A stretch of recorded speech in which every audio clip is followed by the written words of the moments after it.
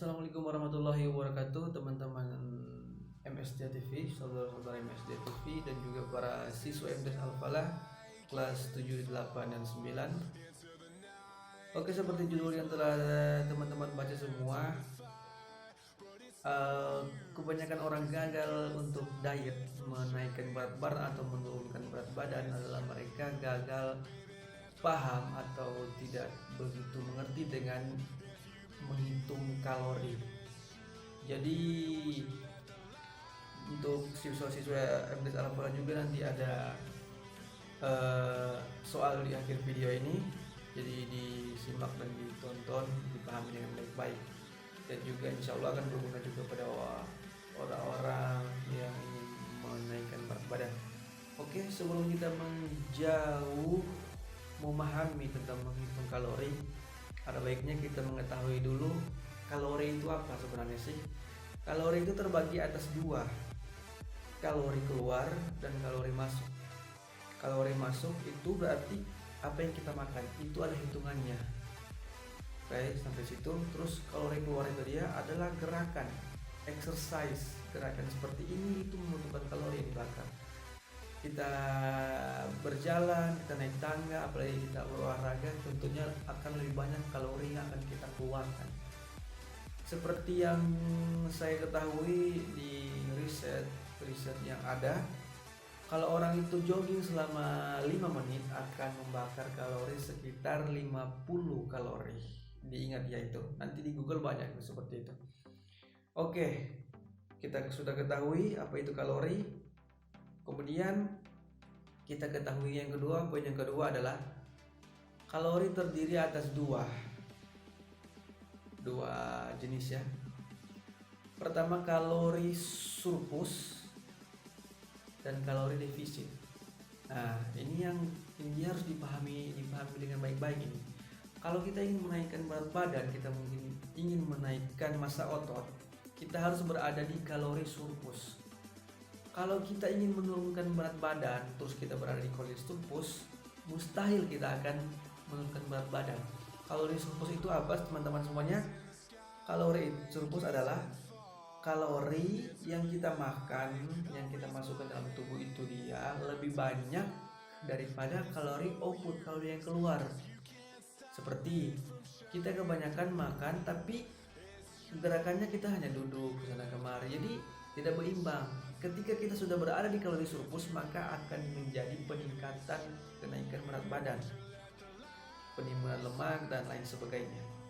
Nah, kalau kita ingin menurunkan berat badan, sebaiknya kita harus berada di kalori defisit, yaitu apa yang kita makan, kalori masuk harus lebih sedikit dari apa yang kita keluarkan, apa yang kita bakar. Jadi misalnya kita makan itu harus lebih sedikit dari apa yang kita keluar. Nanti ada hitungannya. Nah, itu kita akan jelaskan nanti ya. Oke, sudah jelas seperti itu kan, kalori surplus dan defisit.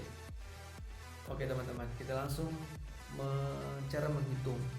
Saya ada contoh dari pembungkus snack ini. Oke, ada tampilannya di sini, saya sudah foto. Lihat di situ baik-baik ya. Di situ ada total kalorinya 100 kKa, di kepanjangannya itu adalah kilokalori. Oke, kita singkat aja 100 kalori ya itu totalnya. Jadi informasi nilai gizinya ya. Kemudian ada juga karbohidrat. Jadi kita akan fokus di kalori makros kalori. Nah, saya juga lupa tadi, ada juga kalori juga termasuk, ada terbagi dua, makros kalori dan makrokalori dan mikrokalori. Makrokalori adalah karbohidrat, lemak dan protein. Sedangkan mikro adalah mineral dan vitamin, seperti itu. Jadi kita harus mengikuti makros kalorinya. Yang pertama itu di sini ada, kita urutin dulu dari karbohidrat, ada 14 gram. Karbohidrat, lihat di bawahnya situ ada 14 gram karbohidrat. Kemudian protein ada 2 gram protein dan lemak 4 gram. Jadi rumusnya, kalau lemak itu kita kali 9. Ini sudah rumus yang memang udah paten ya. Kali 9, lemak itu kali 9. Kemudian protein dan lemak, protein dan karbohidrat itu dikalikan 4. Jadi seperti karbohidrat 14 kali 4. Coba teman-teman semua yang ingin fokus untuk menaikkan atau menurunkan berat badan, ambil kalkulator, ambil alat hitung, terutama juga siswa di sana. Cari, nantinya ini akan tugas cara menghitung kalori. Nanti teman-teman siswa cari pembungkus snack ini dan difoto, terus hitungannya dipahami seperti yang Bapak akan contohkan nanti sebentar ya, seperti itu. Oke, lanjut. Tadi karbohidrat 14 kali 4 jadi berapa? 56. Kemudian protein 2 kali 4. Jadi karbohidrat 4, protein 4.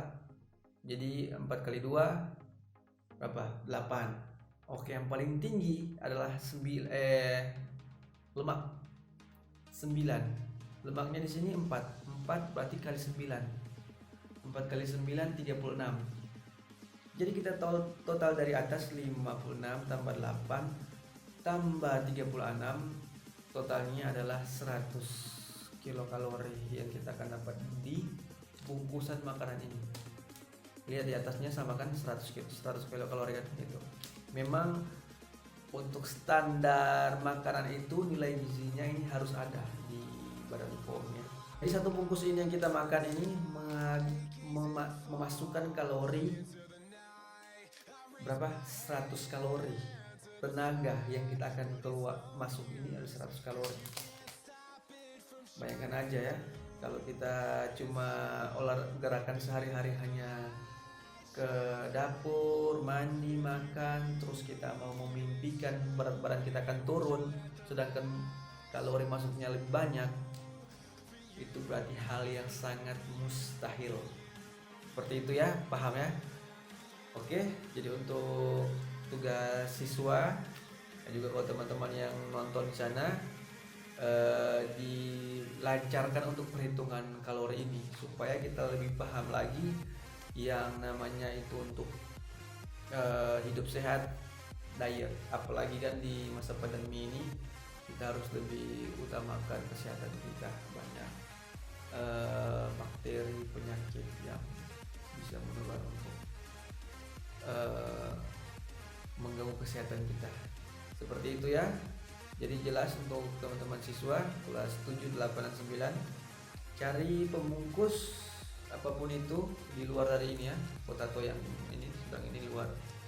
Cari contoh yang lain, difoto nilai gizinya itu, terus dibikin rumus seperti tadi 449. Karena kenapa itu paling banyak. Nah, jadi kalau teman-teman yang sudah tahu kuncinya lemak itu paling banyak untuk mensumbangsi kalori yang banyak di per kita itu, jadi kurangilah kalau ingin menurunkan berat badan, kurangilah makan yang goreng-gorengan. Seperti itu ya. Oke, sekian dulu video kali ini, mudah-mudahan bermanfaat untuk teman-teman semuanya, saudara-saudara MSD TV dan para siswa MTS Al-Falah. Sekian, sampai bertemu di vlog video berikutnya.